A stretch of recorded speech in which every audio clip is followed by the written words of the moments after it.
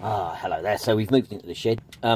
We're continuing with these signals. I just want to show you this. I'm very lucky belong to this railway club.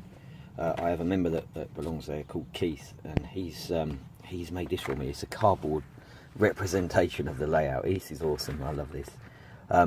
You can see the track plan on there, and what he's done is he's built cardboard signals, working cardboard signals. And this really, I'm hoping this kind of gives you an idea of what's going to happen. You'll have to forgive the light, it's so bright in here. So trains coming in, so this is the field yard end, this is the station end. So these would be starter signals, so if there's a train there or a train there, they will go off, the train can start, or we can keep that one at stop and get that one off.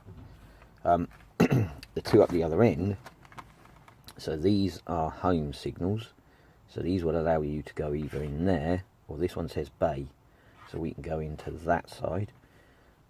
Yeah, this one here, this is a shunt signal, so this is effectively a distance signal, so this will allow trains to pass this point going into the fiddle yard. I mean, that really is kind of really always going to be green, I suppose. No, I don't suppose. I suppose if we've got trains coming in, it might be a red. But this is the important one. This has got an S on it. This has got an S at the top here. This allows us to shunt up to this point, so it allows us to run around and do shunting up to that point. You can also see the little starter signals, little small ground signals, so we can run around, so we can do a run around manoeuvre, and we can also start from inside there. That's awesome, I love that. Thank you very much, Keith. You are a legend in cardboard. So, you will have seen the board already. Board set up here. I've had a bit of a practice making a signal, so this is a bit of a dummy run. Right, back again. So, this is a bit of a dummy run I've made on the signal.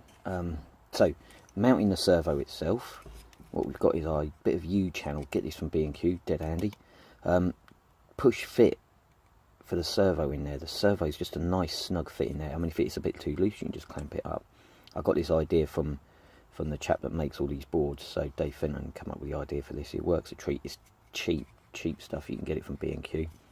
I've drilled 2 holes in there, so you can go through a screw and screw that into the baseboard, so you can see the screws up here. But obviously on our layout, we've just chopped the tops of them off. I've drilled a hole to accept the signal. These are a nice snug fit in there, and we've joined the signal up. So we're having a bit of an experiment with this at the moment, so let's just connect up the board. That's handy, it's fallen off, that's great.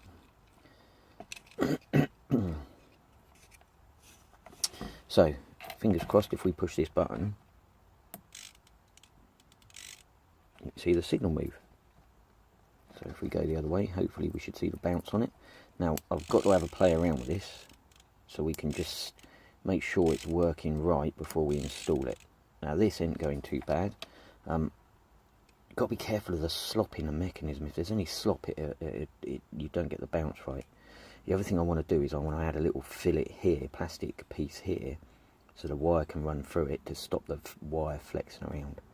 So that's as far as we've got. I did do an experiment and tried attaching the wire directly to the signal going down and operating the signal directly off of the servo down here, but unfortunately that amount of movement there is only about 5mm. It's a tiny amount down here, and the servo just couldn't operate it that finely. I think if you bought digital servos, I suppose it would probably do it, but I'm not going to go that much into it. So the next thing I'm going to do is try some LEDs in here, and again try and hide the wires as best I can on here. So the next step is doing the LEDs, so that's what we're up to now. But I'm hoping you're agreeing that is going to look pretty damn good on the layout. So you can see the signal being pulled on and released with a bit of bounce at the top, so signal on and then signal off at the top. That's really good. Fingers crossed we're going to get these in. Now you just saw with Keith's wonderful let me just grab it off the floor. Keith's wonderful bit of cardboard modelling. We're not going to go this far yet. We're going to stick to these. If these work, we'll put these on just static at the moment. if I can get them to work, I'll have a go at it. But to be honest, they're so small, and getting LEDs in them is going to be a nightmare. So we're going to try these two. Obviously we've got one here. We're going to try another one. We've got plenty of spares, so we're going to have a go at putting these two on.